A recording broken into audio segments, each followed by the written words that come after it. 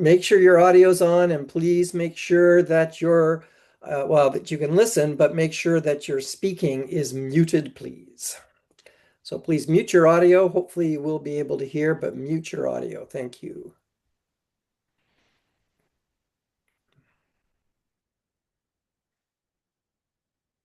If there's any Blue Jays fans in here, you have my empathy for, I'm still in recovery mode.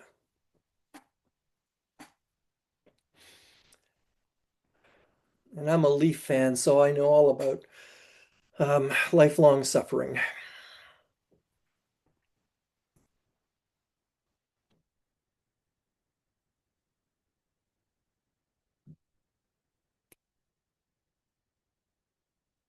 Still see folks coming in. Excellent.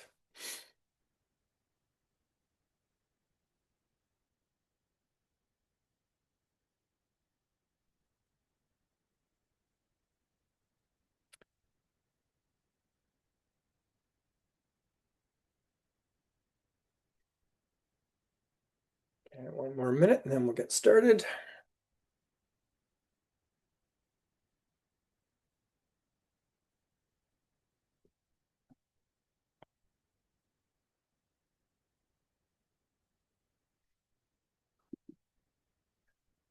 All right. Good evening, everyone. My name is Christopher White, and I am the host of Broadview Live, and I'm delighted to welcome you tonight to I think it's a very important conversation with Maggie Helwig, the Reverend Maggie Helwig, and Ted Brown, who are our special guests. A couple of quick notes before we begin. We do have a chat, and we would encourage you, if you have questions for our guests during the broadcast, to put those questions in the chat. And Christina, when we come to the question time, we'll then be able to sort of coalesce those different questions so that we can try and address as many concerns as we have from folks. And as we prepare to begin, and again, a welcome to Broadview Live on behalf of Broadview Magazine. Also in the chat, please let us know what traditional territories you are from. And I live in Hamilton, Ontario, and so I'm just going to read the City of Hamilton's territorial acknowledgement as we begin. City of Hamilton is situated upon the traditional territories of the Erie, Neutral, Huron-Wendat, Haudenosaunee, and Mississaugas. This land is covered by the Dish with One Spoon Wampum Belt Covenant, which is an agreement between the Haudenosaunee and the Anishinaabeg to care and share the resources around the Great Lakes. We further acknowledge this land is covered by the Between the Lakes Purchase of 1792 between the Crown and the Mississaugas of the Credit First Nation. Today, the city of Hamilton is home to many Indigenous peoples from across Turtle Island, and we recognize that we must do more to learn about the rich history of this land so that we can better understand our roles as residents, neighbors, partners, and caretakers. So thank you and welcome to everybody from across Canada who's joining us on an issue around poverty and the unhoused, and how organizations are coping with enormous pressure, not now only pressure from those in need, but also pressure from neighbors and city governments that are adding pressures that have not been experienced in quite the same way before. So I want to open today with our first guest, who is Maggie Helwig. And Maggie, they is a white settler in Takaronto, also known as Toronto, and is the author of 16 books and chapbooks. Helwig's most recent book, Encampment, Resistance, Grace, and an Unhoused Community, from Coach House Books in 2025, was awarded the City of Toronto Book Award on October 15th, less than 24 hours before the City of Toronto tore down the encampment about which it was written. Helwig is a longtime social justice activist and also an Anglican priest, and has been the rector of the Church of St. Stephen's in the Fields in Kensington Market since 2013. Maggie, welcome. It's good to see you again, and thank you so much for being part of Broadview Live today. Thank you. Thank you. And yes, white settler in Takaronto, which is the territory of the Mississaugas of the Credit, Haudenosaunee Confederacy, and Wendat and Petun nations, covered by the Dish with One Spoon wampum and the Two Row wampum, as well as by Treaty 13 or the Toronto Purchase. Part of the land acknowledgement at my church is also to acknowledge the church's complicity in colonialism and genocide. We additionally acknowledge that the founding family of our parish were slaveholders, and that this is a part of our history and our heritage, which we must remember and to which we must be accountable. Well, it's only by remembering our real history that we can prevent repeats in the future, although that clearly in our current world seems to be something that we're forgetting. So congratulations on your book and winning the City of Toronto Book Award. But then you went from that to literally seeing your encampment bulldozed. So let me first ask, how are you doing through this time, as well as the folks that were in your encampment? But I just want to check and see how you're doing right now, because that must have been incredibly traumatic for you. It it was extremely distressing. It pretty much overshadowed the award. I haven't really thought about the award much. I feel like it's been about 3.5 weeks, and I think we are getting to the end of the grieving period and starting to try to get on our feet to think about what we do next and where we go next. Um, but it has been very traumatic for the church community and, of course, the encampment community, who were uprooted from a place that had been for some of them home for 4 years. Um, they are in various places now. A few are in shelter hotels. The majority are wandering around trying to find places that they can sleep at night. The neighborhood has got a lot of security hired by the city right now. There is a car from Garda World Security parked across the street from the church 24/7. There's security in the park, and some of the hostile businesses are feeling very empowered to harass people. So it's a pretty difficult time right now. So when you see say they're feeling empowered to harass people, how is that being experienced? Well, for instance, the night after the encampment was cleared, one of our residents attempted to set up a tent at the back door of the neighborhood group. And they're a fantastic agency. We work with them closely. They're great. So she thought she would be safe at their back door, but that alley is also shared by a traveler's hostel, and the owner is extremely hostile. So he came out and he started yelling at her and threatening her. And so she had to pack up her tent, and the staff from the neighborhood group found her sleeping outside the front door in the morning because that was the only spot that she'd found that seemed at all safe. What we're talking about right now is how the crisis is being experienced by folks. But I want to take it back, Maggie. As somebody who has worked as a minister on this issue and with folks on the front lines and with the unhoused community, my question to you is, why have we as a society normalized this? Normalized that people are unhoused, they're sleeping on the streets, they're homeless, and that we as a society have accepted it.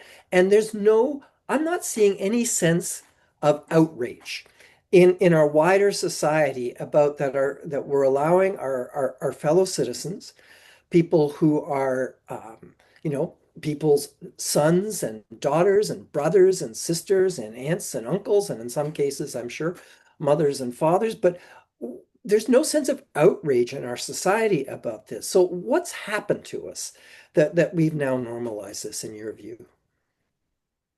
I think what has happened is that political and economic forces have really marshaled everything they've got to convince people that we are all little atomized individuals who need to be looking out for ourselves and maybe our families, but no one beyond that.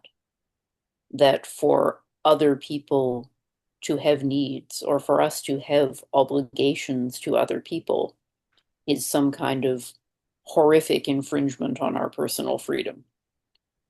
I think we saw that very significantly with the response to COVID. And I think that turned into a huge societal movement away from any sense of interdependence or any sense that we are obliged to each other.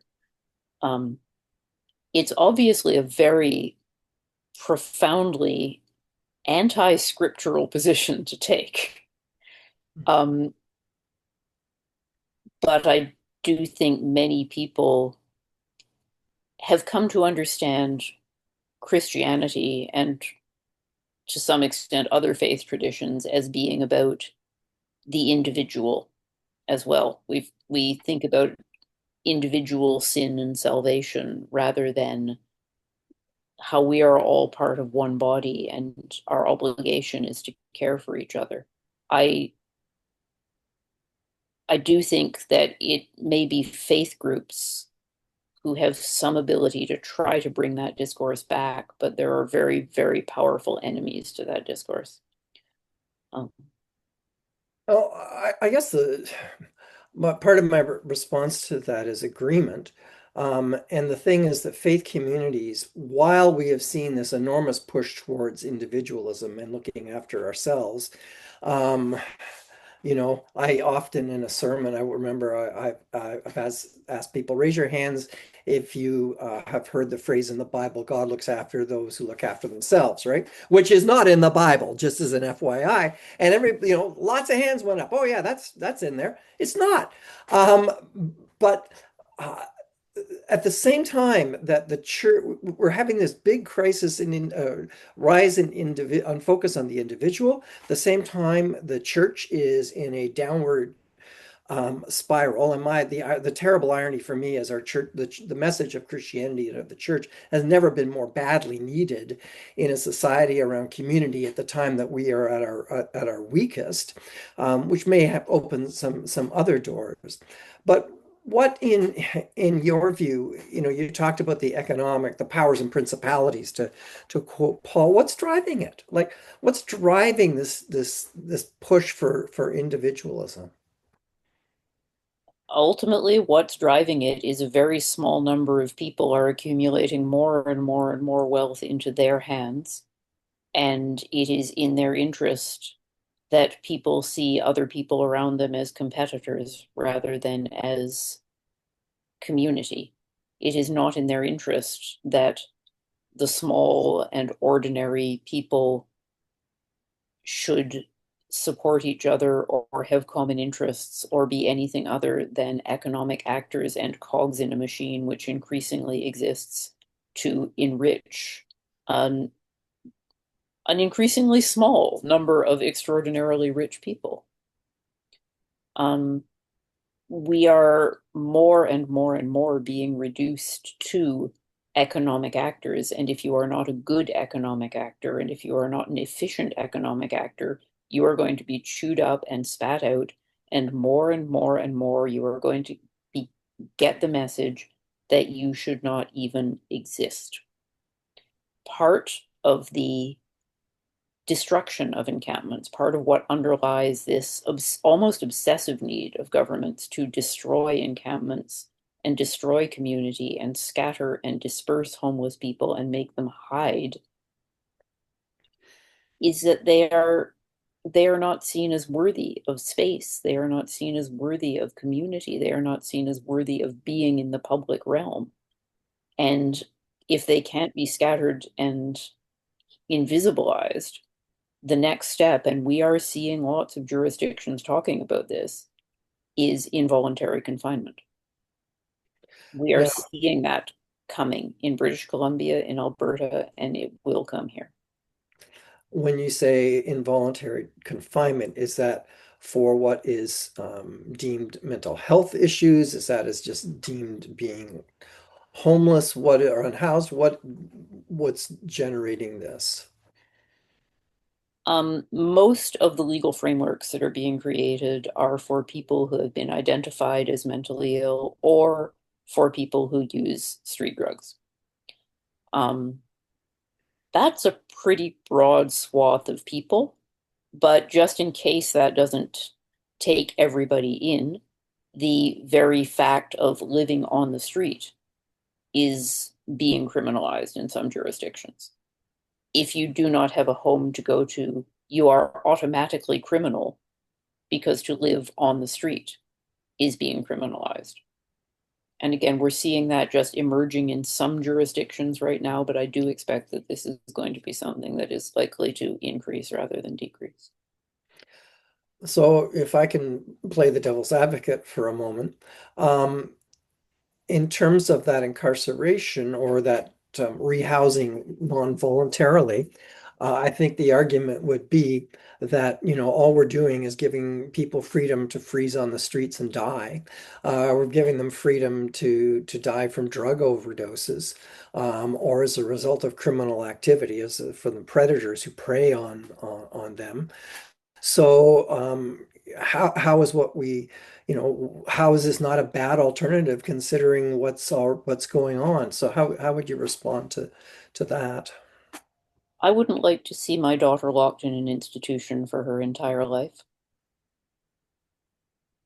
I wouldn't like to see anyone I love locked in an institution, locked in a little room for their entire life. Of course, I don't want to see people freeze on the street, but the solution to that is to create housing. Of course, I do not want to see people dying of overdoses, and I have revived people from many overdoses. The solution to this is safe consumption sites and safe supply and drug checking facilities, all of the things which the government is trying to get rid of. Involuntary treatment, by the way, has an extremely poor success rate. So if it's being presented as you take people in involuntarily, force them to be treated, and then they'll go out and live good lives afterwards, that very rarely happens. Involuntary treatment, either for what we identify as mental illness or for problematic substance use, generally doesn't work. I think also, and I'm not disagreeing with you. In fact, I have a family member who was confined in an institution, and there is now work being done to on recompense for what this person experienced. And you are right in terms of the alternative. But again, I want to come back to people basically want the unhoused to disappear. They want people who are mentally ill to, I think a lot of them, and I've had this conversation in my own family, would say, well, it's not safe for me to be on the subway because if I've got somebody who is an untreated schizophrenic, I don't know if, I'm afraid for my physical safety. Can I interrupt? You absolutely can. Okay, I'm going to interrupt to say statistically, and this is very clear in every study that's been done, people with mental illness are vastly more likely to be the victims of violence than the perpetrators of violence. You are much, much more at risk from people in your own family. You are most at risk from violence from people in your own family. A person on the subway who is living with schizophrenia, which, by the way, may not be untreated. Lots of people are receiving treatment for schizophrenia, which doesn't work very well. We don't have good treatments. But a person living with schizophrenia on the subway may be frightening to you. That is not the same as that person being dangerous to you. One of the things which comfortable people seem unable to disambiguate is what is frightening and what is actually dangerous. They are not the same thing. And I do not disagree, but I am saying that in our society, that seems to be the general sense and view in mainstream media. I can think of multiple columns I've read about this lack of safety. I have a journalist colleague who says she doesn't feel going on the safe at night as a alone as a woman anymore. And so that is a Well, I'm perception that is I'm out I'm there. really tired of people with privilege talking about their feelings as if they were reality. Okay? Yeah, If you absolutely. wanted to make That's me angry, you perfect. succeeded. Didn't mean to make you angry. I cannot tell you, I cannot tell you how many times in the last 6 months I have been attacked by people claiming that I am bringing crime to Kensington Market by supporting the encampment, that everything is so much worse than it used to be, that it's a cesspool of crime when before it was beautiful. As it happens, I saw today the actual crime statistics from the actual police. Every serious crime except auto theft has dropped between 2024 and 2025 in the Kensington Chinatown area. I'm pretty sure it is not homeless people who are stealing the automobiles. No. Break and enter, assault, every other serious crime dropped from 24 to 25. People may perceive that crime has gotten worse. I'm sorry if they feel bad, but their feelings are not reality. And people with privilege should not be allowed to persecute people with much less privilege because they feel unhappy. Thank you. That was not my intent to make you angry, but it's good to have you get your honest response to these because this is I think part of the thing that all of us have to overcome in public conversation. And I do know I was part of we looked at the refugee model for folks who were precariously housed as a model to work on a pilot project when I was in Oshawa. And I still remember one of my volunteers who had very strong feelings about the unhoused before, became a volunteer in the project, was at a dinner party where somebody said similar things to what I just said. And she says, hold on a second. Have you ever talked to them? Have you ever had an interaction with them?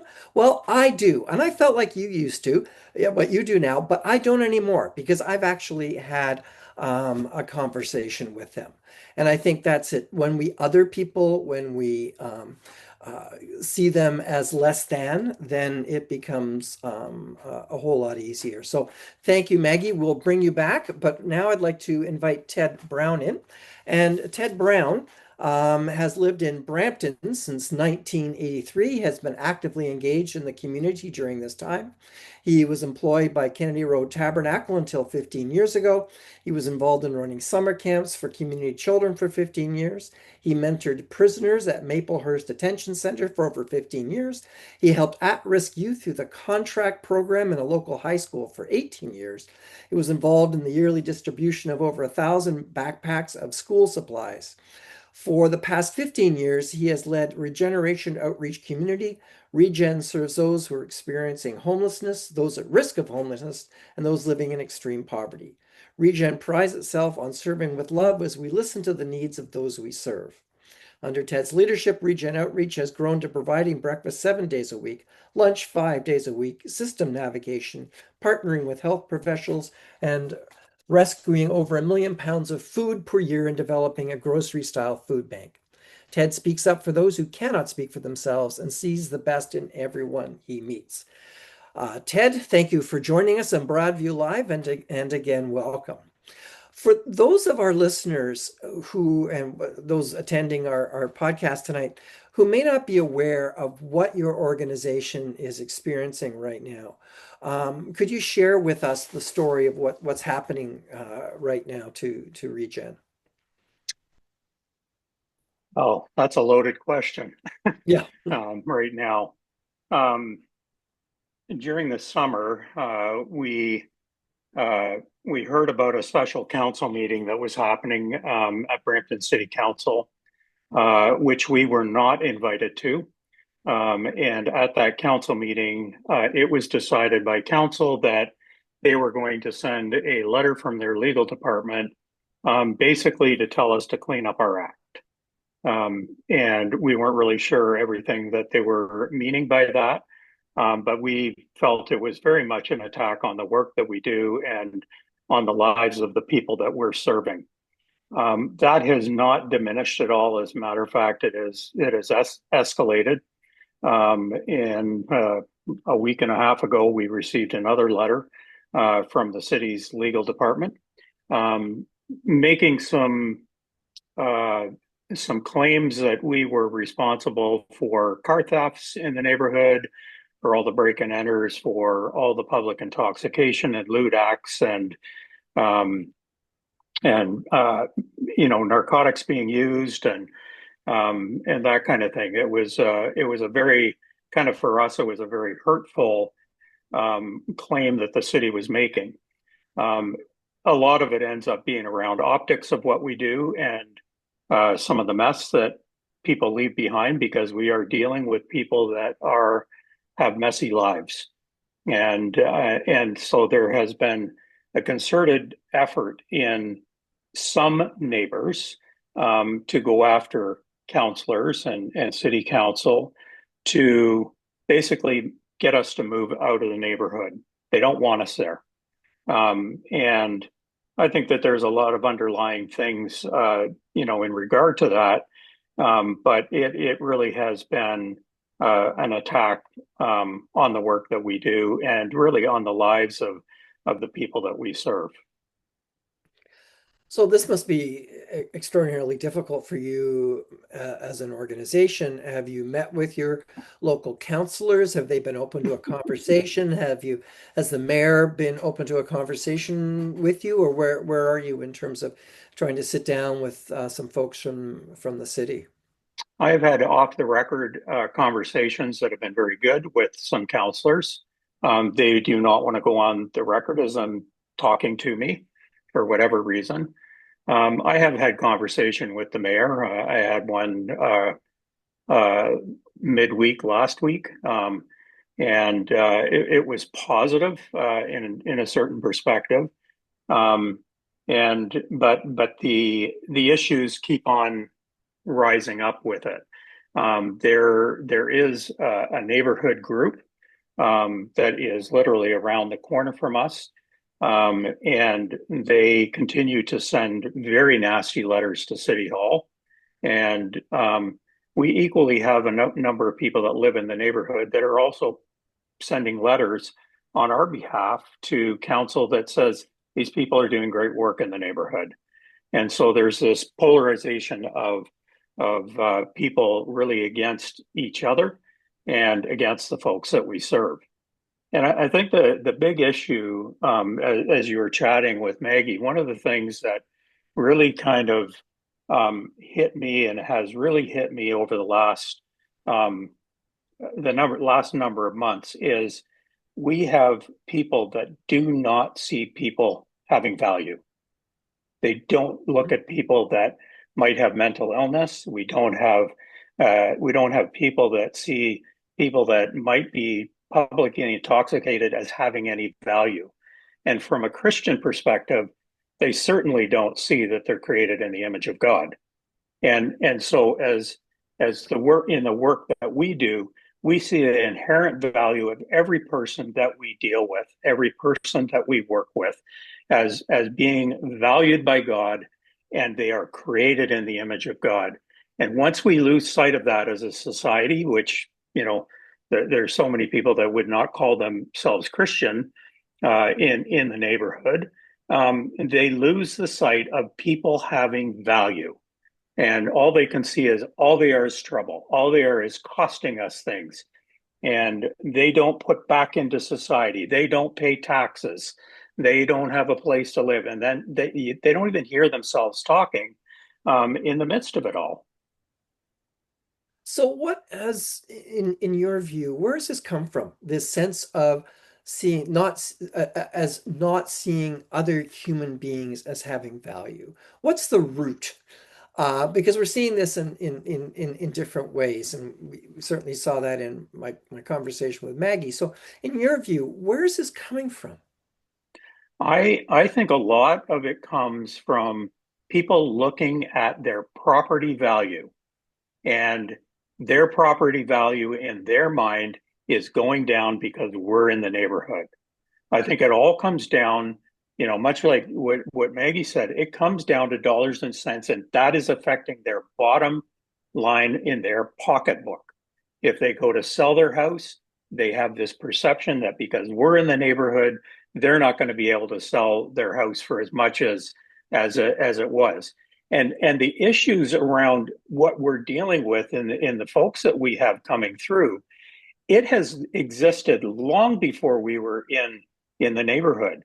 We're located in Grace United Church downtown Brampton, and we're thankful for them renting that space to us. And if you go back historically in that neighborhood, the street that's just south of them is called Church Street. It basically runs just south of the church and runs between kind of parallel roads between Main Street and Kennedy Road. That street has historically been known, and I've been in the city for 42 years. There used to be all kinds of articles in the Toronto Star. I remember back when I first moved in about all the prostitution that was happening on that street. That's long before Regeneration existed. The problems existed before we were there. And now we're just the visible,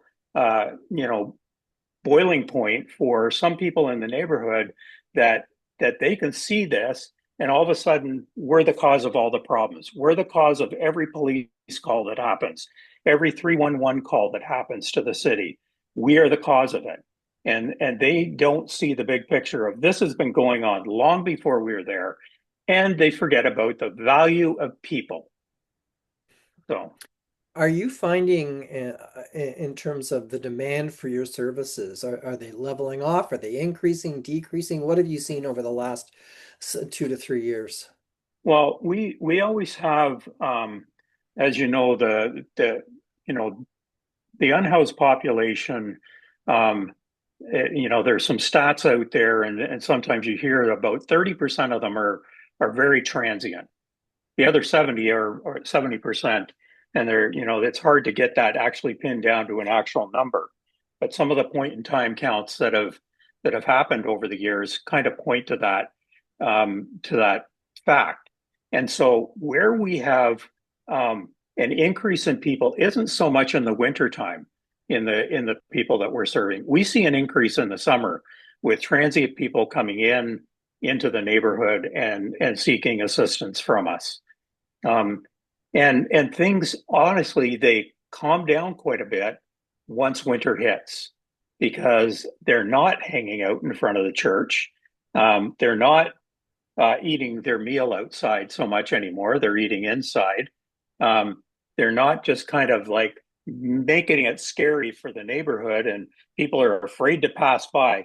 You can pass by the church at any point, day or night, and there is no issue.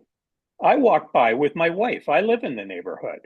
And it's like, unless you value people, all you see is, oh, there's somebody who's using drugs. Oh, there's a drunk over there. And they don't even try to get to know people. They just see them as scary individuals. And the reality is 98% of them or 99% of them, there is no scare factor in their lives. They're just people. And so I think it's quite shameful when people just say, oh, these are scary people without having anything to back that up. Why are we so fear-driven right now, in your view? Because a lot of what I'm hearing from Maggie, and I'm going to bring her in after this to a question for the two of you to talk about. But why are we, in your view, why are we so fear-driven? Because fear seems to be something that's really driving us right now as a culture and as a society. Good question. I think people see and perceive in their minds what is to be afraid of, without even really giving it a chance to again, to get to know people. And again, because I live in it, I have great conversations with people. I have great conversations with people who slept outside last night. I have amazing conversations and getting into life and hearing about family and hearing about some of the issues that they've had to point them to the fact of why they're unhoused at this point. And every person has a story. And when we're not willing to try and get to know the story behind people, I think it's a shameful thing, and it's their loss for people that are afraid. Thank you. Maggie, if I can bring you in now, I'd like you and Ted to have a conversation with this question that I think really goes to the heart of a lot of what both of you were speaking about with me.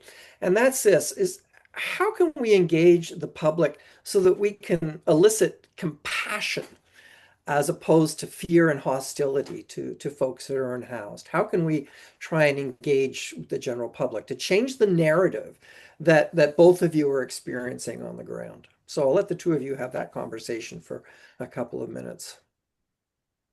I Go like ahead, Maggie. easy questions. I like having easy I don't know. questions. That's why I wrote a book. Yeah, there you go. I'm a writer. I communicate better that way. So I wrote a book. Will it help? Maybe not. Well, and some of the things that we have thought about, and is we have done invitations to people to get them to come in and see the work that we do, not what it looks like outside, but see the work that has. We did a Thanksgiving meal, back on Thanksgiving weekend. We had about 150 people all sitting around tables, all enjoying an amazing meal together, and it was like this giant family that was there and enjoying a meal. We have meals. We do breakfast 7 days a week and lunch 5 days a week. We have no issues inside. And when people come in and have that ability to come in and see what we're doing firsthand, they get a better picture of really the work that we're doing and the people that we're serving. And as long as people do not want to do that, I think it's almost a hopeless cause. I think doing a we've thought and been literally praying about it, about doing a community um, gathering for folks in the neighborhood. I'm afraid it'll just turn into a shouting match, and I don't want to do that because I think that does more damage than would help the situation. And we have invited some of the ones that we know have been, harassing, quite frankly, City Hall. We've invited them to come in, and they don't want to come in. And it's when you have that kind of attitude, and really, uh, having this privileged um, behavior that they have, I don't think there's any changing people. Maggie, you wrote a book.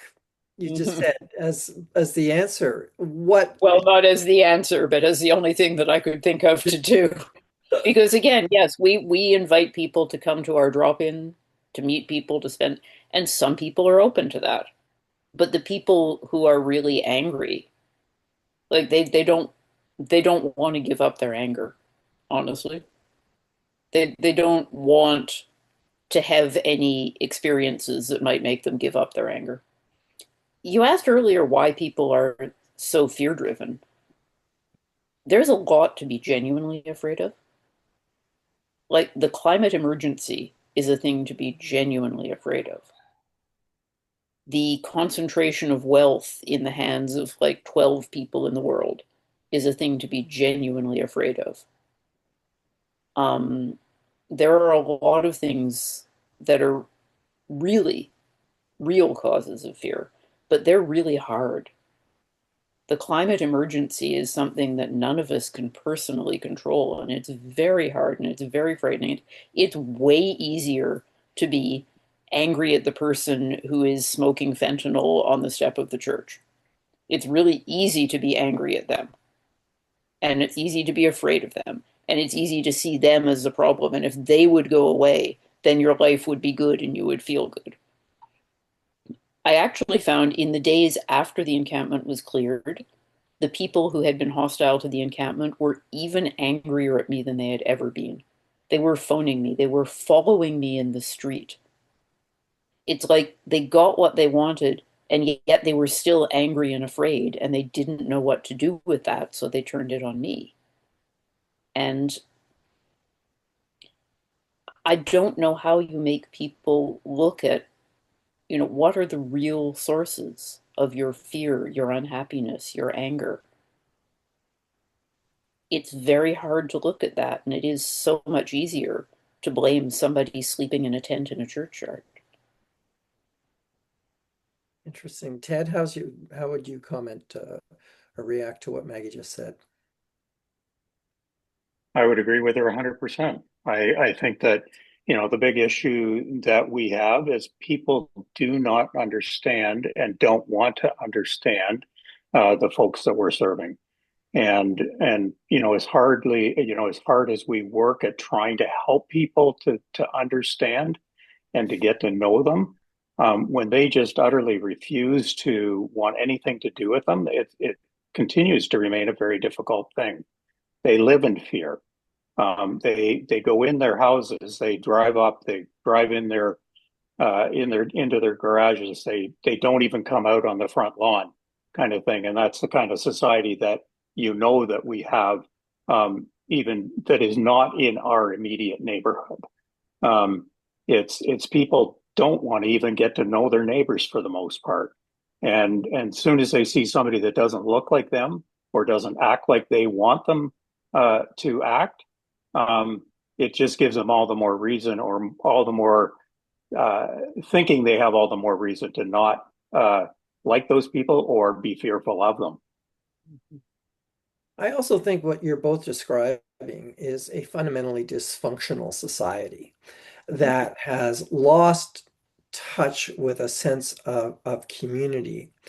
And I also think, if I can suggest from my own experience working in this area, is that there is a fear because of the economic precarity that many people live in, even people in houses with mortgages and car payments and the whole thing, that there is at some subconscious level a recognition that it doesn't take that much anymore to go from where they are to where the folks you are working with are. And I think that's a deeply unspoken fear, but it's happened. It happened in the community where I was, where you had a two-income family wind up in the shelter system because they both lost their jobs, and they went through all their resources. And so I think there is a fundamental precariousness that people fear, and they don't know where to channel their anger about that, rather. And so they look at not only easy targets, but the targets that they're afraid that they could become. I, Yeah.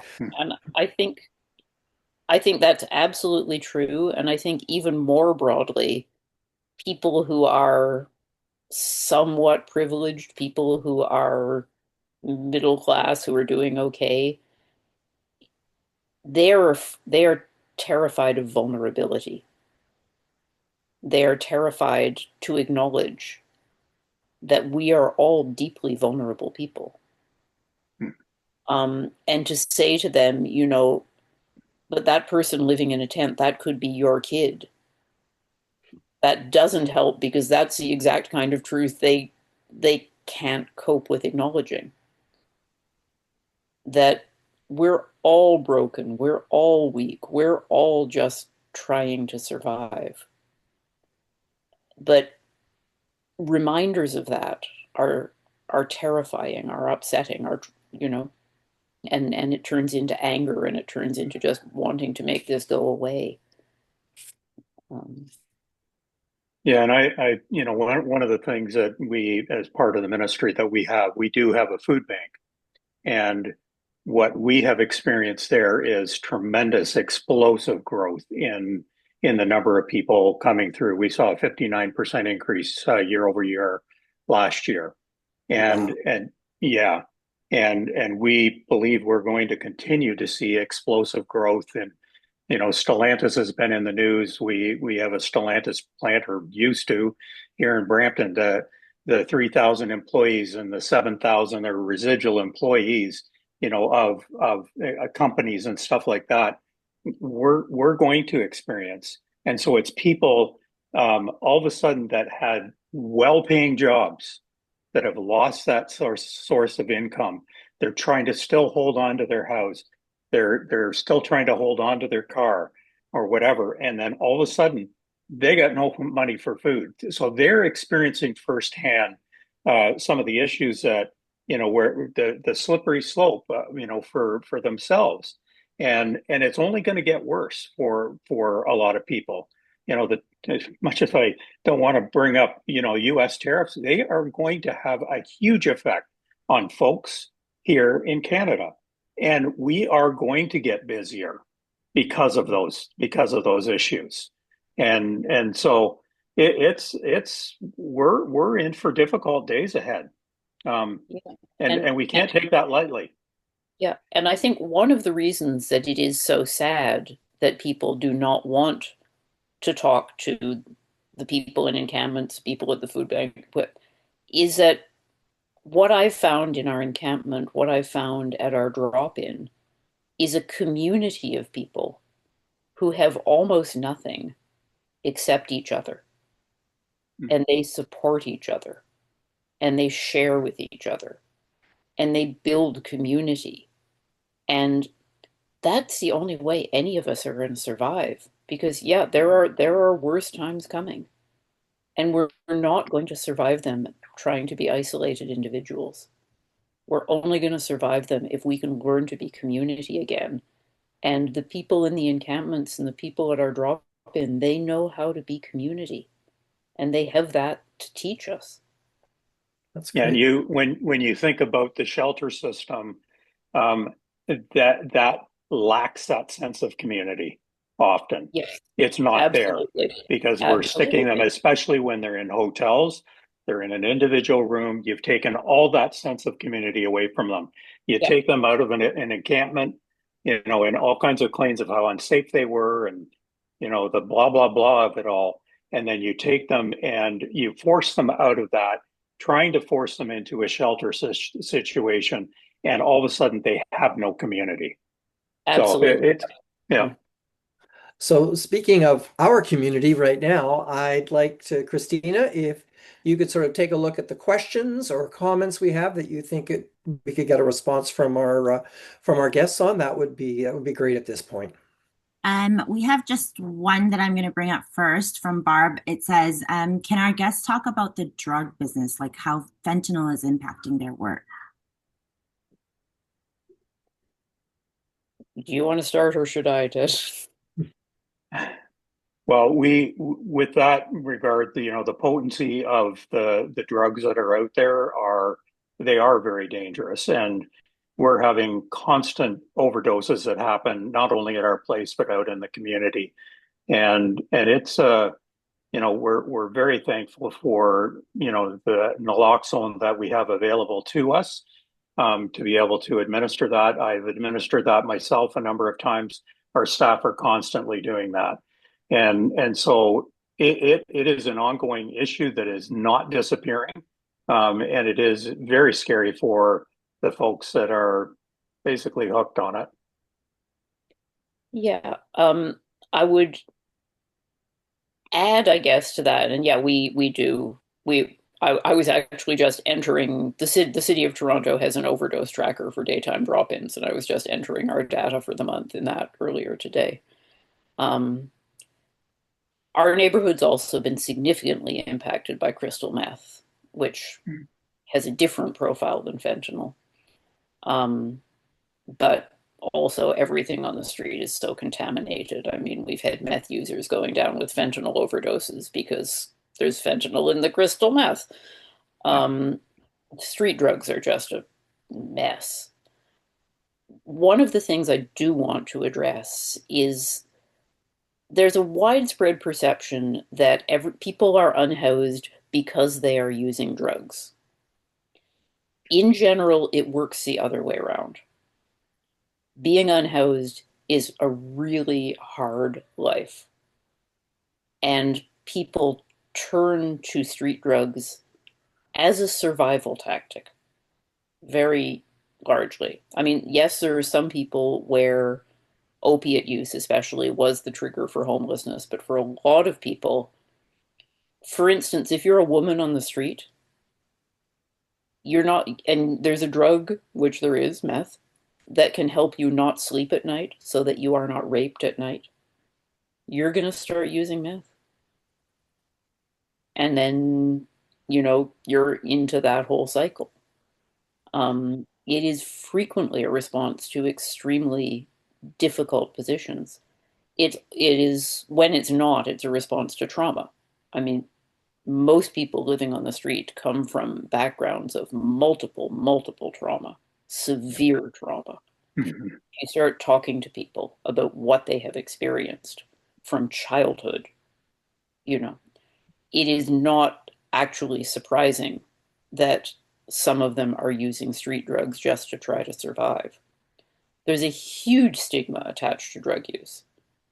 I mean, lots of people use drugs. Lots of people in private houses are using drugs all the time, but they have a private place they can do it. Now the safe consumption sites are being closed down. Where can anybody use but in public? So it impacts our work, but it's not the center of our work. It is a frightening component for sure, but it's not the center of our work. Thank you. Christina? Barb also asks, she's heard that shelters aren't safe from folks, and so they're choosing encampments. Is it true that shelters aren't safe? And if so, how can that be addressed? Why don't I start this time? No, shelters aren't safe. They're overcrowded. They're generally very poorly run. There's a lot of violence. There's a lot of theft. There's a lot of communicable disease. The congregate shelters, nobody wants to go to the congregate shelters. People hate the congregate shelters. You have no choice in who you're sleeping next to. You're packed in. You have nowhere for your stuff. They're a terrible environment. The shelter hotels are regarded as slightly better, but again, that isolation that Ted talked about, Yeah. that being torn away from your community and you're stuck in a little room and you're not allowed to have visitors and you have 3 bed checks a night. And if you miss a bed check because you're visiting a friend, then you're evicted. All the rules are set up to take people away from community and to destroy community. And so it becomes a very, very unhealthy environment that way. And that's why a number of people choose to be outside rather than going into shelter. I know at a council meeting where I was speaking, I talked about where they were accusing us of causing all the shelter, all the encampments, but I said I personally would choose to sleep outside in an encampment rather than going into a shelter because of that whole thing, the safety issues around there. It is an unsafe place for people to be because you're putting a whole bunch of people together and there is not proper supervision in 90% of them. They're not well run and it's nothing but a hotbed of trouble. Yeah.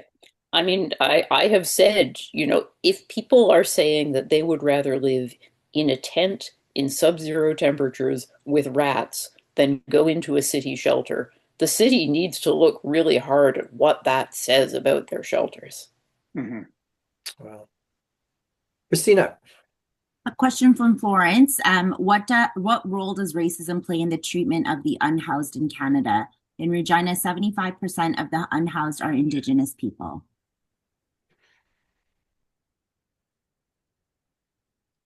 Yeah, we don't have in Brampton in particular, we don't have as big an issue around that that we're aware of. Yeah, so Maggie.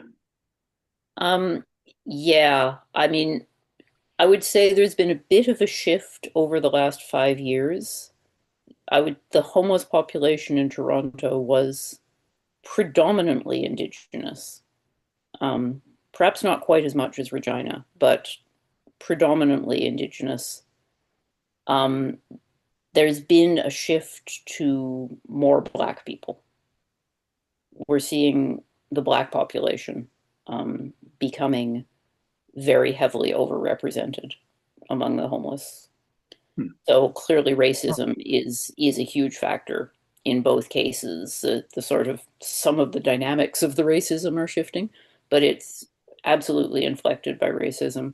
I think with Indigenous people, of course, what we see is the generational trauma of the residential school system and the 60s scoop, and the way that that has just passed down from generation to generation. And most of the people that I've talked to experience that either their parents are residential school survivors or they're 60s scoop survivors, or, you know, some mix of whatever, but the extent to which the church and the white run social systems cause this massive generational trauma in the Indigenous community is a huge part of the dynamic.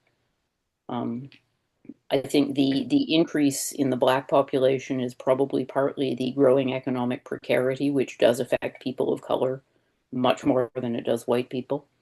And it is partly our absolute failure to provide properly for refugee claimants and new immigrants. Thank you. Christina, another question. I have a question from Catherine that reads, I've read the cost of caring for unhoused is much more expensive than creating housing and wraparound care. What is stopping this from moving forward? Short term versus long term. The upfront cost of providing the housing would be greater.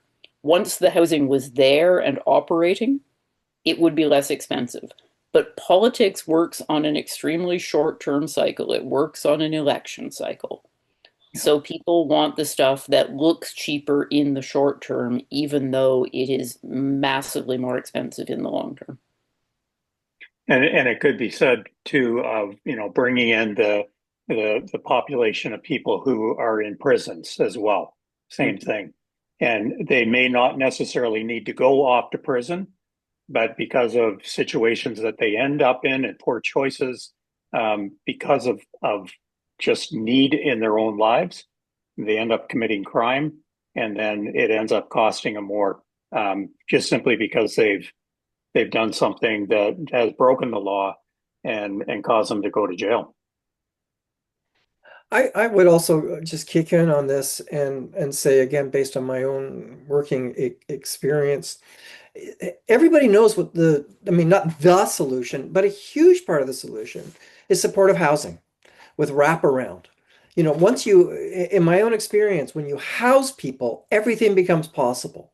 But if you don't know where you're going to sleep, you don't know where your next meal is coming from, long range planning is getting till noon, right? How do you figure out how to get, we have to stabilize, and I know, forgive me for kicking in, but we have to get to a place where housing is stabilized for folks. And if we can provide that as a society, then a lot of these problems and issues can be addressed. But you're right, it's short term. And also, here's the thing. They're not a huge voting block for politicians. And I don't wish to sound as cynical as I sound right now, but it's not untrue either, in my view. So on that cheerful note, I'd like to hear from both of you. Where are you finding hope right now? Where are you finding hope?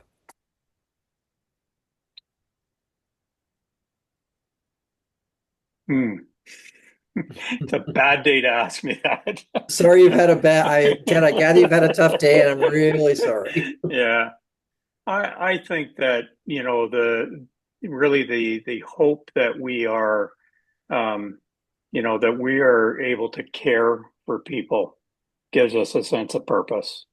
That where we are able to, in small ways with the individuals that we serve, to be able to bring them hope on a daily basis, helping them with very practical needs, and beyond that, with spiritual needs and physical needs, and being able to do that, and hearing the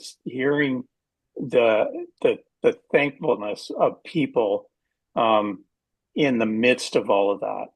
And I go back to that Thanksgiving dinner, and our chefs put on a good meal every day. And I'll tell you, 150 people giving absolute thanks for the meal that they just served, and having that set up like a Thanksgiving meal in your home and decorations and the whole works gave people a sense of hope, and that then instills hope in us every day. Thank you, Ted. Maggie. I think the resilience and the generosity of the people that I'm working with. That, Pirate just lost his home of 4 years and he's still out there full of plans and trying to look after the people who are doing less well than he is. And, now he's got some idea about garage sales and he's got all kinds of and he's such a caring person, a generous person. Or, Ellie, who lives in a rundown rooming house across the street, breaking his sandwich in half to share it with somebody else. It's all he's got, but he'll share it with somebody else. And talk about how lucky he is that he has a room in a rooming house. Or, another person who was driven out of our yard. I remember them saying to me once, I'm so lucky that I get to experience all the different kinds of weather. And I thought, like, somebody who Wow. can find the beauty in a very difficult life, but who can find it beautiful and who can have that sensibility and that resilience. I mean, I think that's where I find hope. Thank you both. I'm aware of our time now, and I really want to thank you for the work that both of you are doing, and in the face of very significant opposition and challenges. I think that the fact that you're out there doing this work every day is incredibly important, extraordinarily significant, and I just wish you blessings on your continued work, despite the difficulties that we are facing. I would also like to thank all of you who are part of our podcast today on Broadview Live, because I don't know all of you, but I know that many of you are involved in your communities of faith, in anti-poverty work, with food banks, shelters, helping the community. And I want to thank you for your ministry there, because it is so important, especially right now. So thank you. We are in a historic time unlike I have never seen before. And the conversations I'm having with my work at Broadview is definitely opening my eyes to how significant the challenges are in this very fragile time. So I send you out with blessings. Broadview Live is brought to you by Broadview Magazine. If you want to support the work of Broadview, as we are a registered charity, so that we can continue to have these really important conversations in our society, I would encourage you to look at donating to Broadview. And of course, I would encourage you to buy Maggie's book. But as a fellow author, Maggie, I know what went into it. So buy her book, folks. I've got it on my table upstairs, and I'm going to start. And I was hoping to read it before tonight, but I'm already starting it. So buy her books, folks. Support your local ministries, and just love folks. That's it. So I'm Christopher White. It's been an absolute pleasure to host this conversation, and I wish you well, and we'll see you next month. Bye-bye.